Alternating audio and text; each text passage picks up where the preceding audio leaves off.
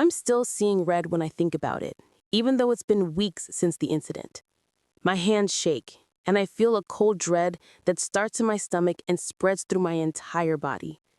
I'm sitting here, staring at my phone, specifically at a certain Facebook profile, and a part of me still can't believe my own mother, the woman who gave birth to me, could be so utterly, monstrously selfish. My name is Sarah. I'm 28, and this is the story of how my mother's celebration almost cost my son his life, and how I made sure she'd never live it down. Let me rewind a bit. My relationship with my mom, Brenda, has always been complicated.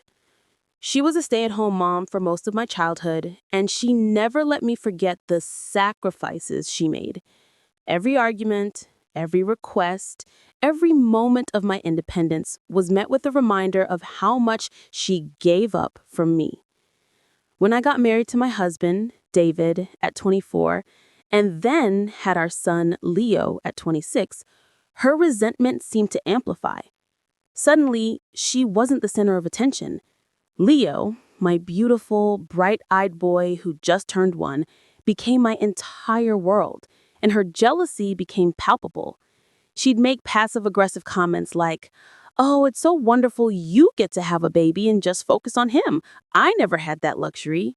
Or, "I suppose your life is all about Leo now, isn't it? No time for your poor old mother." It was exhausting. Last month was Brenda's 50th birthday. David and I, despite her constant barbs, organized a lovely dinner for her at her favorite restaurant with some of her close friends and her book club ladies, whom she considered her elite social circle.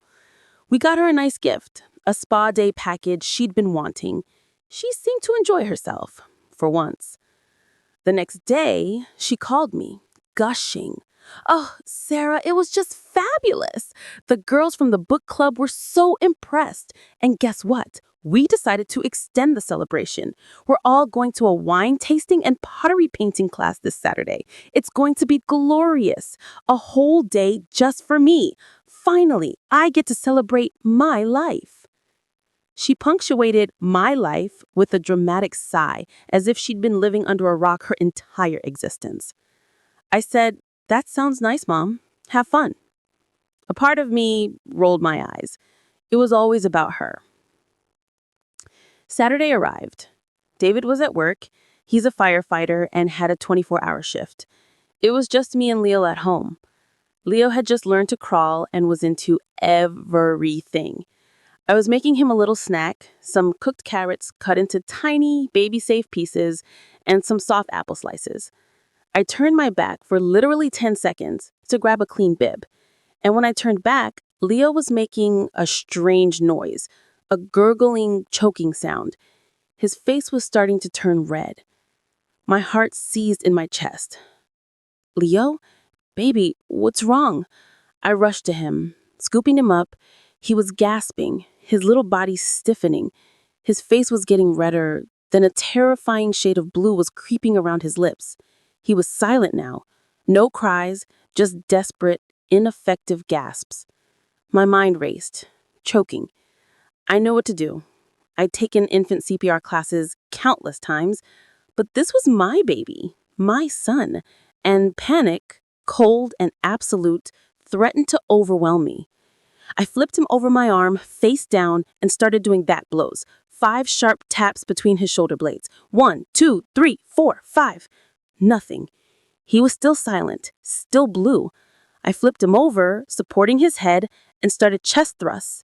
2 fingers on his sternum. 1, 2, 3, 4, 5. Still nothing. He was going limp.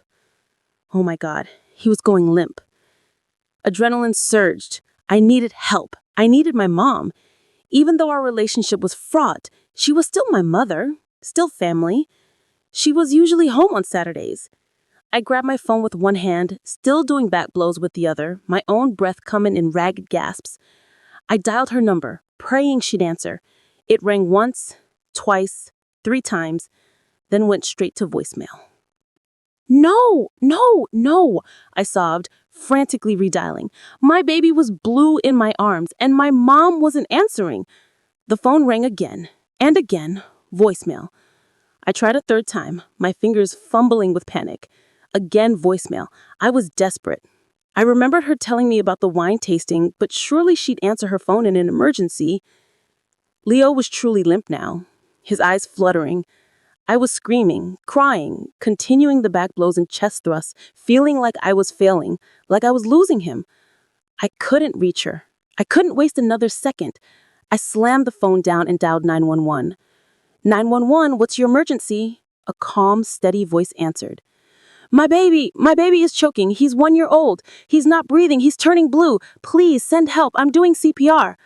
I was hysterical, barely able to get the words out. I gave my address, still performing the maneuvers, feeling the clock ticking, feeling Leo slipping away. The operator was talking me through it, urging me to keep going, promising an ambulance was on its way. I did another round of back blows, harder this time, fueled by terror and the primal mother's instinct. And then, with a horrifying wet cough, a small piece of carrot, still recognizable, flew out of Leo's mouth. He gasped, a huge rattling breath, then another, and then he started to cry. A weak, reedy cry, but it was the most beautiful sound I ever heard. He was breathing. He was crying. My baby was alive. I collapsed onto the floor, clutching him, sobbing with relief, shaking uncontrollably. The 911 operator heard his cries. Is he breathing now, ma'am? Is the object out? Yes, he's breathing. Oh my God, he's crying. The paramedics are still on their way to check him over. Stay calm, stay with your baby, the operator instructed. The paramedics arrived minutes later. They checked Leo over, listened to his lungs, assured me he was breathing fine now, but recommended a quick trip to the ER just to be safe, to make sure there was no damage. I agreed immediately. They asked if there was anyone who could meet us there. My mind flashed to my mom, then to the voicemails. My blood ran cold again, but this time it was anger, not fear. I called David at work, explained everything in a rush of tears and adrenaline. He was already shouting orders to his captain, rushing to get off duty and meet us. At the ER, Leo was thoroughly examined, monitored for a few hours, and finally cleared to go home. He was a bit shaken, but remarkably resilient. He was back to babbling and reaching for my face within hours. I, however, was a wreck. The adrenaline crash left me exhausted, traumatized, and simmering with a deep, furious resentment towards my mother. It wasn't until later that evening, when Leo was finally asleep in his crib, that I pulled out my phone. I saw a missed call from my mom, finally, at 6:45 p.m., hours after my emergency. I scrolled through Facebook, just out of habit, and there it was, her profile.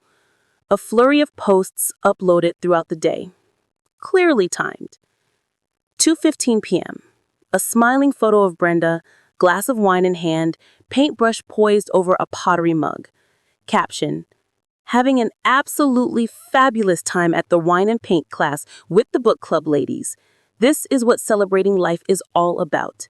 Hashtag 50 and fabulous, my time, living my best life. 3 p.m., another photo, Brenda laughing, looking completely carefree. Caption, so much fun. My mug is a masterpiece. So glad I finally get to do things for me, heart. 3:45 p.m., a group photo of her and the book club ladies, all beaming, holding up their painted creations. Caption, the best birthday celebration extended. Love these ladies. So grateful for friends who understand what it means to finally live life. My emergency call to her was at approximately 2:30 p.m. My son was literally choking in my arms, and she was posing for selfies, living her best life, and completely ignoring my frantic calls. She had seen them ringing, seen it was me, and chosen to block me out because it was her day, her time to celebrate her life. The photos, the timestamps, the captions, they all confirmed it. She chose her celebration over her grandson's life. I was shaking with a cold, righteous fury. I drafted a text to her. Leo choked today. He turned blue. I called 911. I called you 3 times. You didn't answer. You were too busy living your best life and posting selfies on Facebook. He almost died, Mom. Don't ever call me again. I didn't wait for a reply. I just hit send. The next day, David, still shaken from having to rush to the ER and seeing his son after such a terrifying event, backed me completely. Sarah, what she did, that's unforgivable. Your own mother. While Leo was choking, I don't care what problems you two have, that's beyond the pale. But a few days later, my phone rang. It was Brenda. Sarah, what was that text message about? What are you talking about? Leo choked. You're always so dramatic. Before I sent the email, David saw it. Sarah, are you sure? This is pretty nuclear. It's your mom. She chose her wine tasting over her grandson's life, David, I said, my voice flat. She chose her celebration over my desperate cries for help. And then she told me I was dramatic and that she had a right to not be interrupted. This isn't just about what she did, it's about what she is. And I can't let her get away with making me feel like I'm the problem for demanding a shred of human decency. I hit send. The explosion was almost immediate. My phone started ringing off the hook, but not from Brenda, from the book club ladies. First, Mrs. Henderson, a sweet elderly woman who always doted on Leo. Sarah, dear, what is this email? Is Leo really okay? Oh, my word, I had no idea Brenda was saying such things. We were so worried when we saw all your missed calls on her phone, but she told us it was just a work thing and you were prone to exaggeration. Then came Mrs. Rodriguez, Brenda's best friend.